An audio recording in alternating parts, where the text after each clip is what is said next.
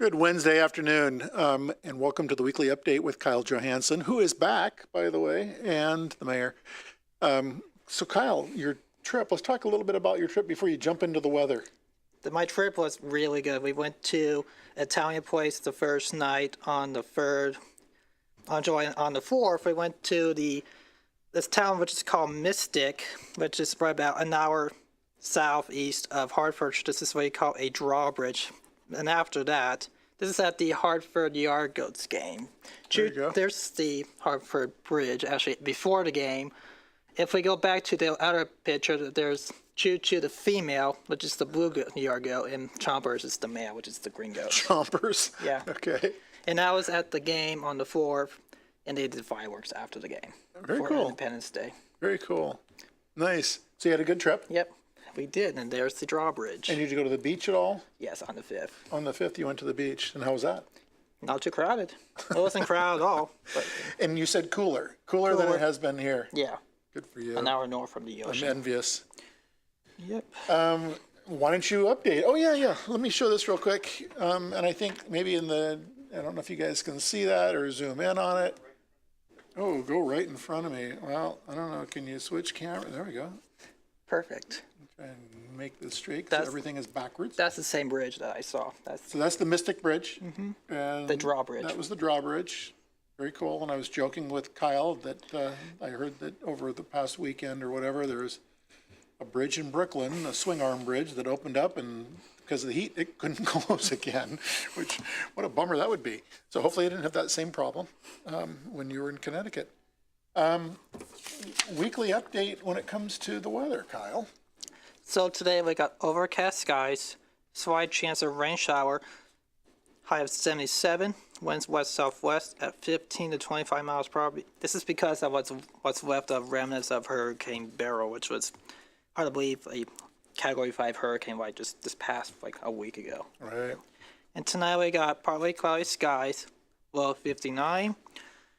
Tomorrow, mostly sunny, high of 86, low 62. Friday, mostly sunny, high of 90, low 64, which is the kickoff for Brew Week. Saturday, mostly sunny, high of 92, low 67. Sunday, partly cloudy, high of 91, low 69.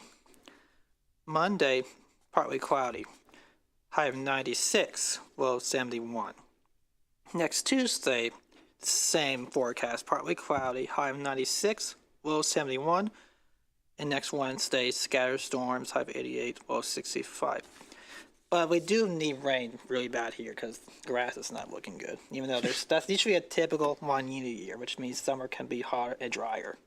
And I know you don't go to the city swimming pool, but speaking of dry, dead grass, apparently the grass around the pool is just that. It's brown. It's everywhere, even all the way down on Richland too. I know.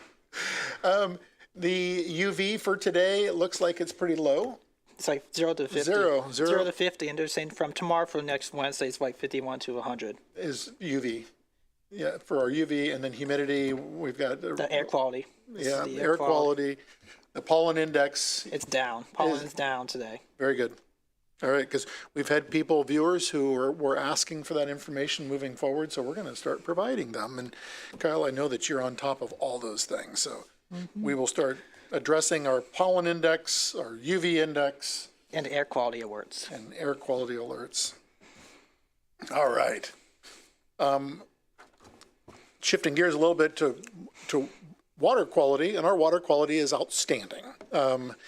But some of you, when there's hydrant testing going on in the city, may experience that your water is a little bit cloudy because when we do the testing, it does have a tendency to stir up any sediment inside our water delivery system.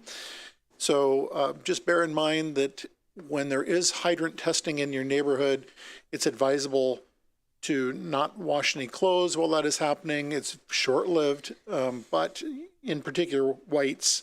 But there is hydrant testing taking place today. It's taking place on Raritan Drive, Slaughter Drive, or what we used to jokingly refer to as South Laughter, Slaughter Drive, Mary Street, Granville Avenue. So it's in that general vicinity. We're going to try to get you more timely updates and even allow for some forecasting ahead of time with the hydrant testing schedule, as opposed to announcing things on the day of, and even worse, 2 hours before close of business here in the city of Athens when it comes to at least administrative offices. So we'll be providing more information on the hydrant testing. I've got something, and this is probably more for the hotels and Airbnbs, or short-term rentals, I should say, not necessarily Airbnb, but VRBO and any other short-term rental platform, that the city of Athens does have a transient guest tax. And this applies to people who stay less than 30 consecutive days per occupant. The transient guest tax does apply, and there are quarterly payments that are required, to where the payments are due on April 30th, April 20th, July 20th, October 20th, and January 20th of each year. If you have any questions about the transient guest tax, please feel free to reach out to the auditor's office or the Athens Income Tax Department at 740-592-3337. The Athens Electric Lawnmower Equipment Rebate Program. That's a mouthful. The acronym for this is Voltage, which is interesting too. But this program has been very, very successful. Just shy of wildly successful.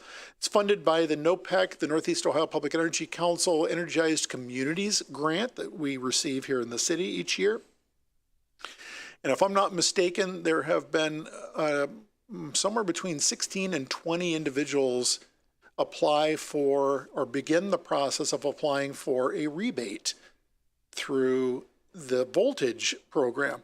And it's a program where basically an individual can get up to I believe it's a $200 rebate. I don't see it on my briefer, but I believe that's the case. It's a rebate for trading in to either the city's service garage or, showing proof of disposal at someone who scraps lawn equipment, and purchasing an electric lawnmower in replace of your two-stroke carbon belching lawnmower. It also applies to weed trimmers and or other electric yard maintenance devices like, leaf blowers or things of that nature.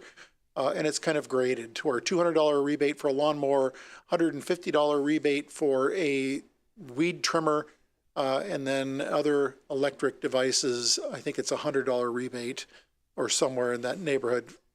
50. Thank you, Scott. $50 rebate. Great program. People are taking advantage. It has a finite pool of money, so it's not going to be around forever, but seeing the number of people coming forward and applying and retiring their two-stroke lawnmowers for not only something that reduces carbon emissions, but check it out. I mean, it's reducing noise.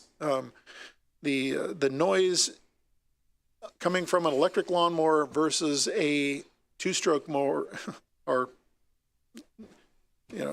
unarguably massive changes. Uptown events, special events that are coming at us starting on Friday. What is it? Brew Week. Brew Week.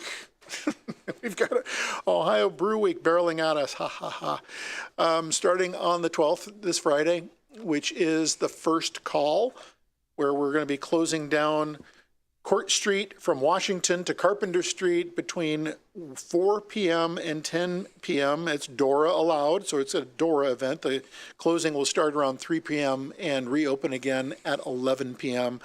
I believe there's going to be music and some other things taking place, but it should be enjoyable. On the 17th is a ticketed event. It's the Top Deck Dinner on the 6th floor of the parking garage, which there's some other events that are taking place up there as well. I believe there will be a movie or two up on the 6th floor of the parking garage throughout Brew Week. If I'm not mistaken, Saturday there's something taking place up there.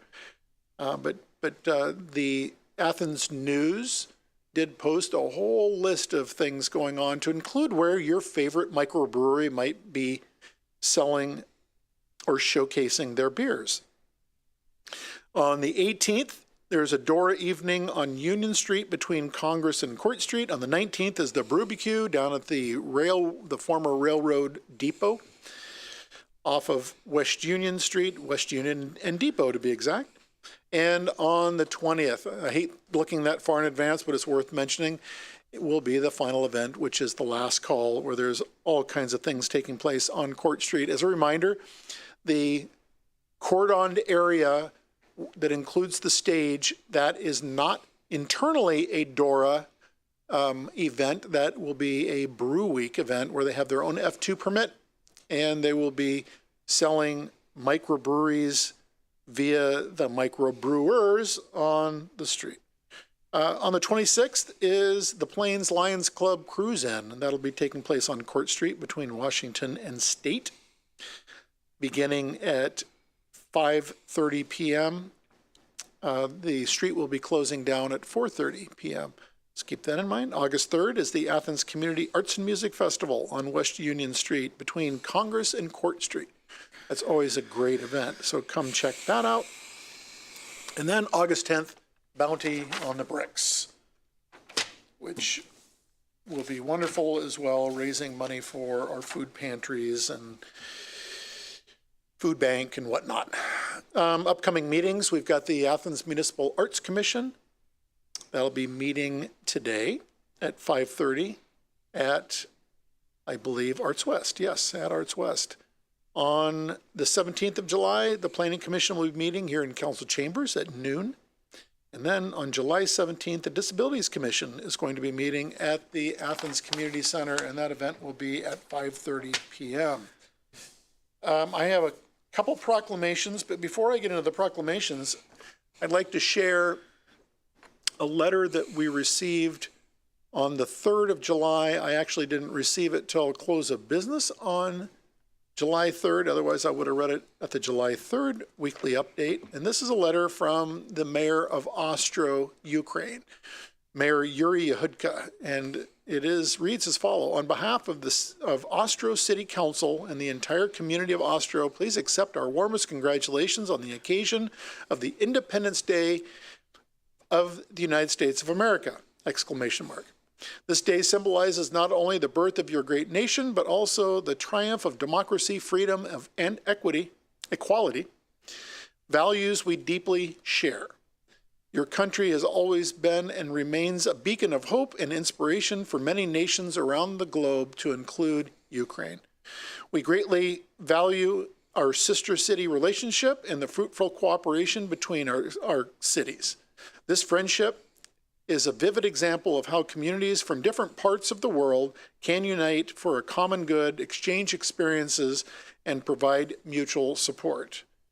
On this festive day, we wish all citizens of Athens and of America peace, prosperity, and continued success. May the spirit of freedom and unity established by your ancestors continue to inspire new generations of great achievements.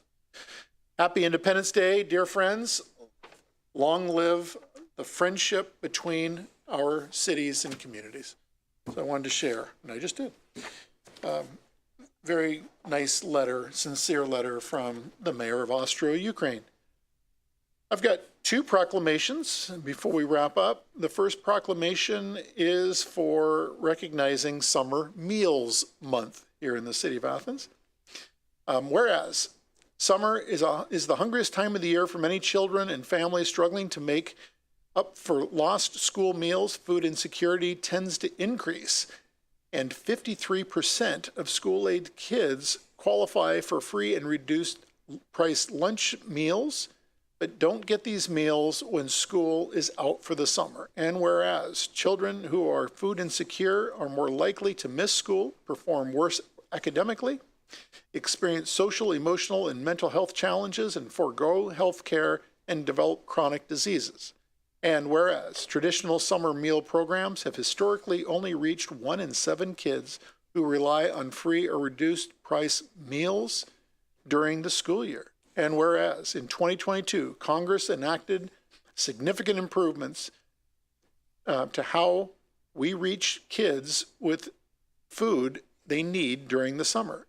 And whereas the summer EBT and non-congregate summer meals are provided effective interventions and reduce food insecurity during the summer months, and their implementation is a historic opportunity to reduce summer hunger. And whereas summer EBT complements summer meal programs by providing $120 per child per summer in grocery buying benefits to families with kids who are eligible for free and reduced priced meals, and likewise alleviate food insecurity and improves child nutrition.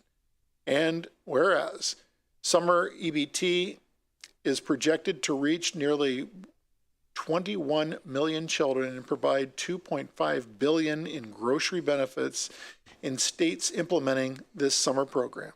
And whereas the summer meals program is most effective when paired with education and enrichment activities, which provides students a fun, safe place to be with their friends and stay active, help to curb the learning loss experienced during the summer months, especially among low-income children, and prepare students to return to school ready to learn and thrive. And whereas my administration is committed to increasing awareness about summer meal programs and summer EBT and helping ensure that most children have access and more children have access to summer meal sites in Athens so that no child goes hungry this summer.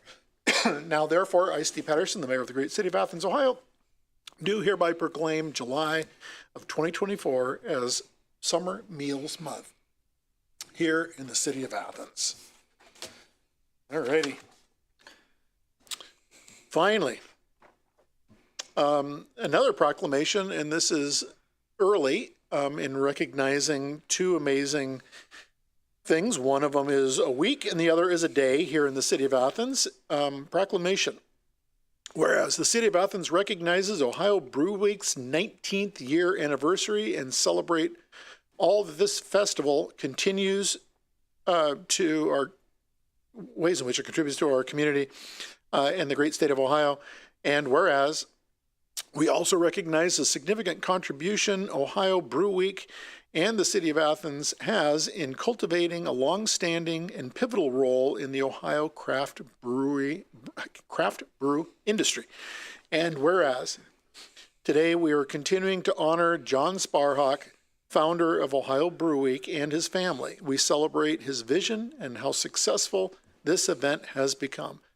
Now, therefore, I, Steve Patterson, the mayor of the great city of Athens, Ohio, do hereby proclaim Friday, July 12th through Saturday, July 20th of 2024 as Ohio Brew Week, and Tuesday, July 16th of 2024 as John Sparhawk Day in the city of Athens, and encourage everyone to give back to the community in some way and wear a flowered shirt in John's honor.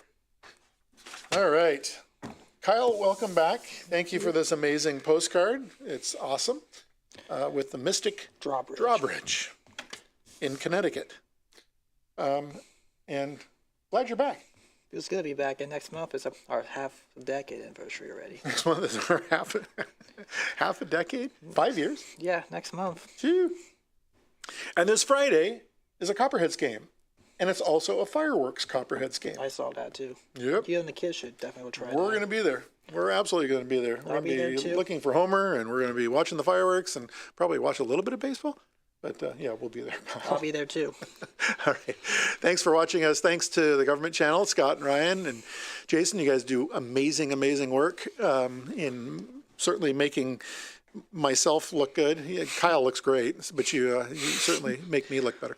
So thanks for tuning in, and we'll see you again next week for the next installment of the Weekly Update with Kyle Johansson, the mayor. Take care.